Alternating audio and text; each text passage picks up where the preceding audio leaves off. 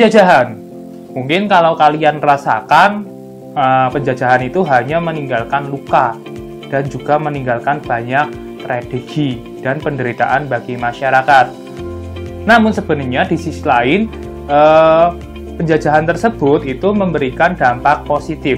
Contohnya itu adalah pembangunan-pembangunan yang ada di daerah Indonesia seperti jalan, rel kereta, dan juga modernisasi yang dibawa oleh orang-orang Eropa ke Indonesia. Nah, untuk lebih jelasnya bagaimana sih dampak positif tersebut di berbagai bidang, maka dari itu mari kita simak penjelasan berikut dalam materi dampak penjajahan Belanda di Indonesia. Nah, dampak positif ini dirasakan masyarakat Indonesia setelah Belanda itu menerapkan kebijakan bernama politik etis atau politik balas budi. Politik etis adalah suatu pemikiran yang menyatakan bahwa pemerintah Belanda itu memegang tanggung jawab moral bagi kesejahteraan masyarakat pribumi. Nah, isi dari kebijakan politik etis tersebut itu ada 3, antara lain adalah irigasi, yaitu pengairan ke sawah-sawah penduduk supaya terjaga makanan. Terus ada edukasi yang memberikan pendidikan kepada kaum pribumi.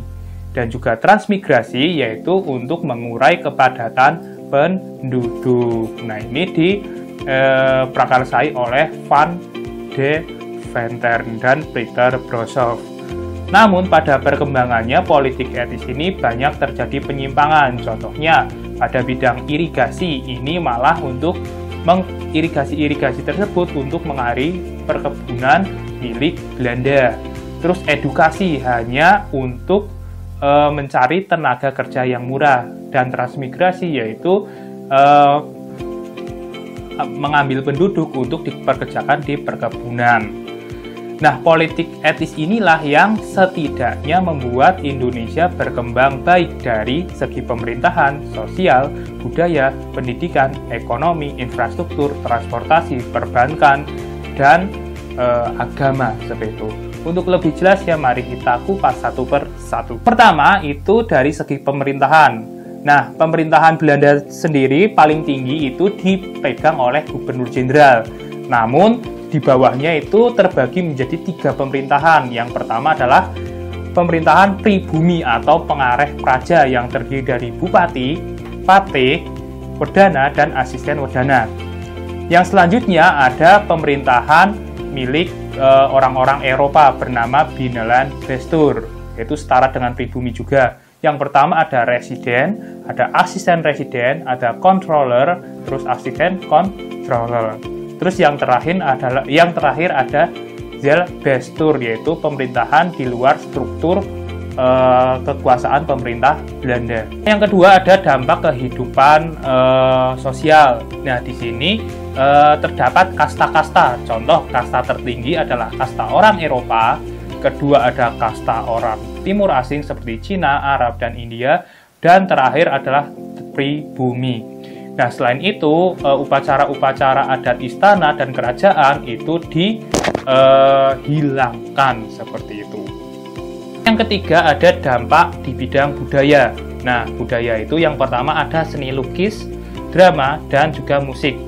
Nah, pengaruh musik adalah alat-alat musik Eropa dan juga jenis-jenis musik Eropa seperti keroncong.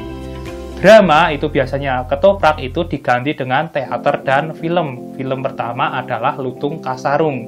Nah, terus ada gaya hidup. Nah, di sini ada perubahan tren di mana orang-orang Indonesia mulai memakai jas dan juga pakaian-pakaian orang-orang Eropa. Terus dalam bidang bahasa itu ada penyerapan bahasa-bahasa Belanda ke bahasa-bahasa Indonesia ataupun bahasa Jawa seperti fit atau pit artinya sepeda. Terus ada sepur yaitu spur yaitu kereta ya artinya. Terus ada servet jadi serbet atau ya buat bersihin meja seperti itu. Nah, selanjutnya dalam bidang pendidikan. Nah, setelah politik etis, Belanda banyak mendirikan sekolah-sekolah sehingga kaum pribumi itu bisa mengenyam pendidikan. Namun di sini juga pendidikan masih diklasifikasi atau dikotak-kotakan, yaitu pendidikan untuk kaum Eropa, kaum bangsawan, dan juga kaum rakyat jelata. Nah, di masa Belanda itu pendidikan dibagi menjadi dua, yaitu pendidikan kelas 1 yaitu untuk anak-anak priayi, dan kelas 2 yaitu untuk kaum rakyat jelata. Nah, pada masa Belanda itu sekolah juga ada tingkatan-tingkatannya, dari dasar, menengah, hingga ke perguruan tinggi. Yang pertama kita bahas yang sekolah dasar terlebih dahulu, itu ada 3. Yang pertama ada sekolah rakyat. Nah, sekolah ini ya untuk kaum rakyat jelata sampai untuk anak kepala desa. Terus ada Holland Inlandes School. Nah, di sini minimal anak bangsawan atau anak bupati. Terus yang paling eksklusif ada Europe Slager School, yaitu untuk orang-orang Eropa, Timur Asing, dan kaum bangsawan pribumi. Terus untuk SMP atau sekolah menengah pertama itu ada MULO, yaitu Middelbare Lager Onderwijs. Tingkat SMA itu ada AMS, yaitu Algemeen Middelbare School, dan juga HBS, yaitu Hoger Burger School. Ini adalah sekolah khusus di mana jenjang SMP dan SMA itu dijadikan satu. Nah, selanjutnya ada perguruan tinggi seperti Teknik Hoger School, yaitu sekolah teknik yang sekarang menjadi ITB. Terus ada School tot Opleiding van Indisch Artsen atau STOVIA, yaitu sekolah kedokteran. Yang ini waktu itu adalah sekolah yang paling banyak melahirkan tokoh-tokoh nasional. Sekarang menjadi Fakultas Kedokteran UI. Terus ada Rechthof School, yaitu sekolah hukum, sekarang menjadi Fakultas Hukum UI.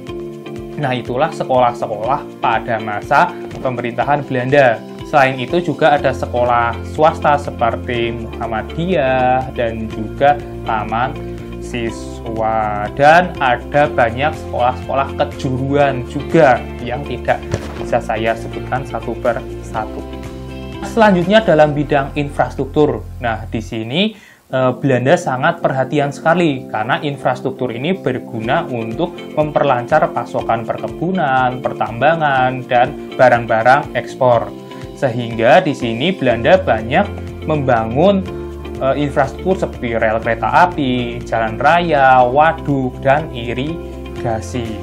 Selain itu juga membangun kilang minyak seperti di Tarakan, Kalimantan Timur. Dan juga semula kereta api yang digunakan hanya untuk memuat hasil perkebunan juga dialihkan untuk transportasi publik, seperti akhirnya berdiri perusahaan kereta seperti Nederland Indisch Spoorweg ya, atau NIS, yang sekarang kantornya itu menjadi Lawang Sewu. Nah, selanjutnya di bidang ekonomi. Nah, di bidang ekonomi itu terjadi ya setelah tanam paksa sebenarnya. Nah, tanam paksa itu kan dilaksanakan untuk menutupi kesulitan ekonomi pemerintah Belanda.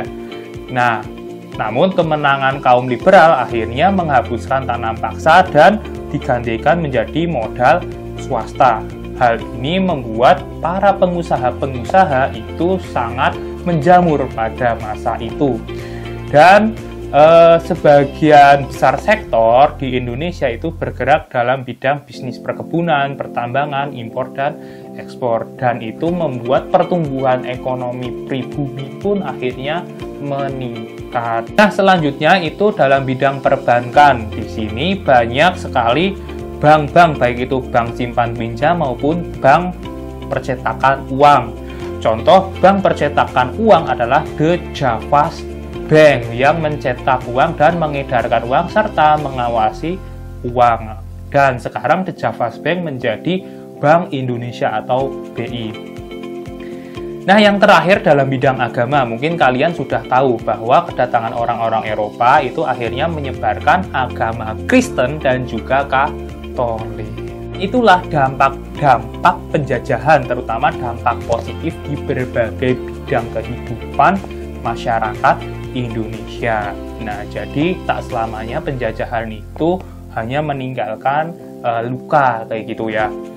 Nah, seperti biasa ada pertanyaan untuk kalian. Pertanyaannya adalah sebutkan sekolah-sekolah dari tingkat SD sampai tingkat perguruan tinggi pada masa pemerintahan Belanda. Isi jawaban itu di persensi, dan saya ucapkan tetap semangat dan sampai jumpa.